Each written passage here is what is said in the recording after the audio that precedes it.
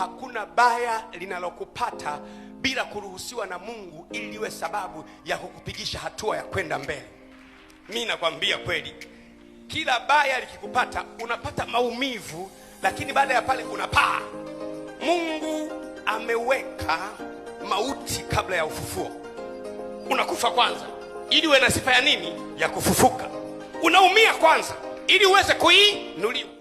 Tunaweza kuhesabu miaka 8 na zaidi iliyopita, swala la watu kugeuzwa misukule kwenye jamii ya Kiafrika ilikuwa ni jambo la kawaida sana, ikidaiwa ni imani za kishirikina.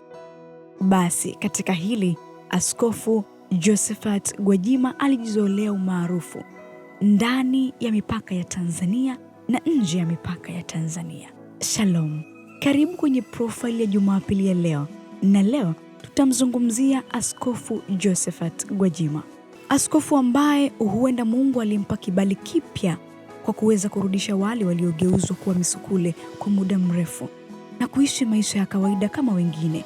Lakini kadri muda ulivyosonga, aliendelea kujizolea umaarufu, kupata waumini wengi zaidi, haswa pale alipokuwa akifufua wale walioaminika wamekufa kwa macho ya damu na nyama, na kupitia maombi wakarudi tena na kuwa hai.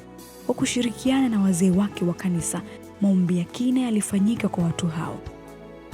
Kutokana na sifa ya kuwa mchungaji mwema, kanisa lake lilijaa watu kutoka pande zote za ulimwengu, likiwa na zaidi ya waumini 1000 kwenye ibada za Jumapili.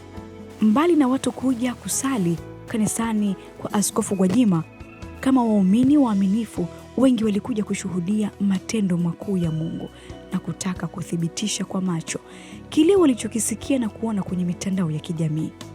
Askofu Dr. Josephat Gwajima, mwanzilishi na askofu mkuu wa kanisa la Glory of Christ Tanzania Church, kanisa la ufufuo na uzima, alizaliwa mwaka 1970 Disemba 19 huko kijijini kwao, kwenye familia ya kimasikini iliyokuwa na watoto 12 walioishi muda mrefu kwenye nyumba ya majani. Josephat Mathias Gwajima ndiyo jina lake halisi, akiwa ni mzao wa Mwanza.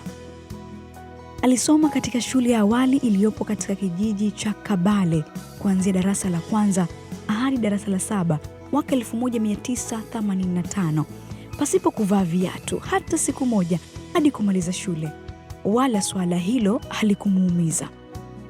Shule yao ilikuwa na madarasa 3 tu, lakini unaweza kujiuliza, kivipi basi inaweza kuwa na darasa la kwanza mpaka la 7 ilhali na vyumba 3 tu? Tuachane na hayo. Maisha ya utoto wake Askofu Gwajima yalijawa na simanzi.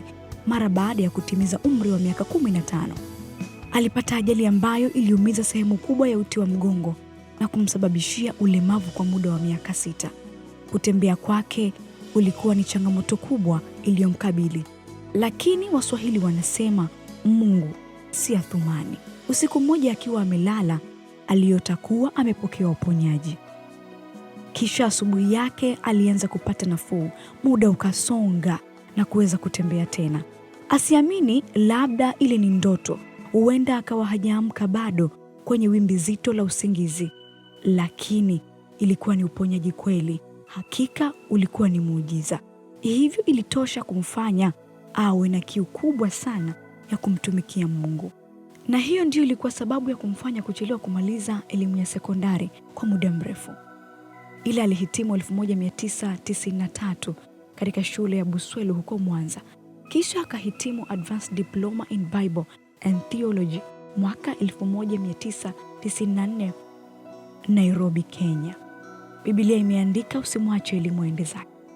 Hivyo Askofu Gwajima alijiunga na chuo kinachoitwa Japan Bible Institute na kusomea Master Degree in Christian Mission Juni 2006 mpaka Februari 2008. Wengi wamekuwa na maswali mtambuka kuhusu safari yake ya maisha ya kielimu, lakini leo nakukumbusha kuwa Mungu hufanya hata yale tusiyoyaweza kwa saa na majira yake. Askofu Gwajima alitembelea miji na vijiji kuhubiri Injili kama ilivyoagizwa kwenye Biblia takatifu. Tanga, Musoma, Dar. Safari hiyo ikazaa kanisa la ufufuo na uzima maeneo yote hayo. na kufanikiwa kufungua matawi zaidi ya 500 ndani na nje ya Tanzania. Haikuishia hapo. Askofu Gwajima amehakikisha umma unapata ufahamu mpana zaidi juu ya maarifa ya kiimani na dunia pia kwenye vitabu zaidi ya 30 alivyoandika. Maisha ya hapo awali aliyowahi kuishi Askofu Gwajima ndio umekuwa wimbo wake pendwa kwenye masikio ya wengi, kwamba unaweza kufikia ndoto zako, haijalishi ni magumu kiasi gani unapitia mpendwa, maana Mungu wetu hawahi wala hachelewi, huku msemo wake pendwa ukiwa elimu ni taa ya kuyamulika mafanikio yaliyogubikwa na giza la ujinga, huku ukitumia nyota yako. Askofu Gwajima ni mwalimu wa maisha aliyefundisha wengi Tanzania na nje ya mipaka ya Tanzania kama Japan, Marekani, China, Korea, Switzerland na mataifa mengine. Na katika mafundisho yake zaidi ya wachungaji 700 wamekuwa matunda ya huduma yake. Shalom, jina langu ni Caroline Francis. Hakuna jaribu lililoruhusiwa na Mungu ili kuue. Majaribu yote yameruhusiwa na Mungu ili yakutengeneze ujue namna ya kukata kona. Hakuna mahala wewe umewahi kushindwa. Hata lile ulilojaribu likaonekana kana kwamba limeshindwa, haukushindwa. Mungu alimaanisha usiendelee ili uweze kufanya kwa namna nzuri zaidi.